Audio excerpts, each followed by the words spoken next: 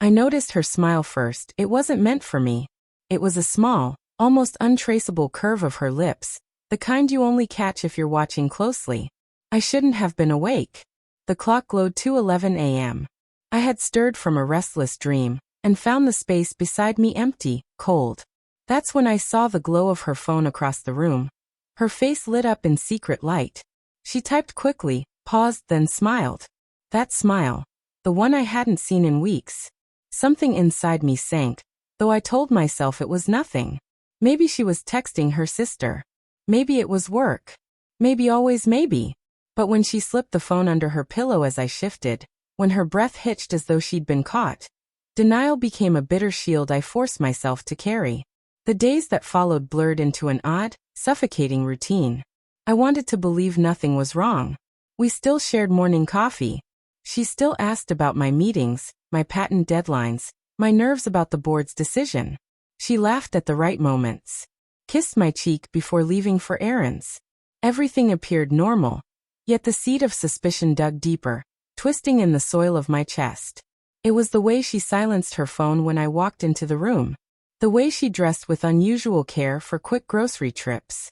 The way she stared out the window, lost in thought, when she thought I wasn't looking. And then, the night I found the second wine glass in the sink. We don't drink wine on weeknights. She doesn't drink wine at all without me.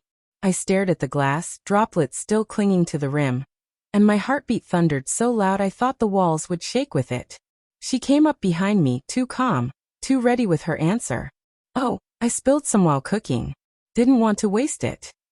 Her lie was smooth, practiced, effortless. And I hated myself for nodding, for pretending to believe her. By the time the CEO called me into his office, his voice clipped, his words polished like a blade. I was already living with 2 betrayals, though I didn't know it yet. We've decided to let you go, he said, handing me a neat folder of severance documents as though he were giving me a birthday card. Your work has been impressive, but the board feels a different direction is needed. I swallowed hard. 14 years. 14 years of research, late nights, sacrifices, building a patent that could change entire industries. And just like that, discarded. I nodded, whispered thank you. Because pride was the only thing I had left in that moment. But inside, rage was carving its name across my ribs. That night, she didn't comfort me. She murmured something about things happen for a reason, and rolled over, back to me. Cold. Detached. The phone buzzed once under her pillow, and I knew with bone-deep certainty that her betrayal wasn't just in my head. I couldn't resist anymore.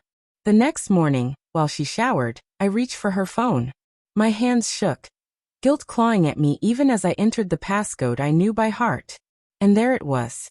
Thread after thread of messages with him, my CEO. My former CEO. They weren't just intimate, they were calculating. Words about me. About my work. About how he's too blinded by his pride to notice. About how firing me would free up the path. About meetings I hadn't known she attended, dinners I hadn't been invited to. And one message, the one that broke me clean in half. It's done. He nodded thank you. He has no idea. Her words. About me. I remember dropping the phone as though it burned me. I remember the sound of the shower running, the faint scent of her shampoo drifting down the hallway. I remember standing there, staring at the woman I had loved for 12 years, realizing she was not who I thought she was. Love doesn't die in a scream. It dies in silence, in the hollow between one breath and the next, where the world tilts and never rights itself again. I didn't confront her. Not right away. Instead, I went to the garage, opened my laptop, and stared at the patent files I still had access to. My life's work. My stolen future. And that's when clarity came, not like a storm, but like a sunrise. Slow. I knew what I had to do. For the next 14 days, I worked in secret. I ignored her questions, her feigned concern, her sudden attempts at affection. I played the role of the broken husband, licking his wounds. But behind closed doors, I was negotiating, sending files, proving ownership. Competitors circled like sharks, and I held the bleeding prize. On the 14th day, the deal was signed. A $1.1 billion patent sold. Not to the company that betrayed me, not to the man who fired me and stole my wife, but to his rival, the one competitor he feared most. That night, I poured myself a glass of wine. Just one. I waited until she came home. Until she set her purse down and gave me that tired smile I now recognized as counterfeit.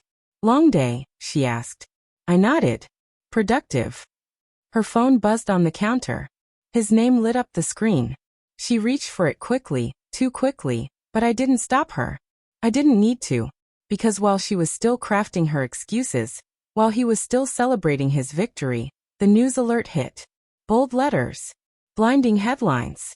My name. My patent. My billion-dollar deal with their rival. I watched her read it. Watched her face pale, her lips part, her hands tremble. Watched the mask fall away and the truth reveal itself. And for the first time in weeks, I smiled. Not the smile of love, or relief, or forgiveness. A different kind of smile. Sharper, colder. "Don't look so shocked," I said quietly. "You taught me how to lie." She tried to speak, but I was already walking away. Out the door. Into the night air that felt like freedom and fire all at once. The betrayal still cut deep, and always would. My marriage was ashes, my trust in ruins. But as I looked up at the sky, wide and endless, I realized something. They thought they had broken me, but they had only set me free.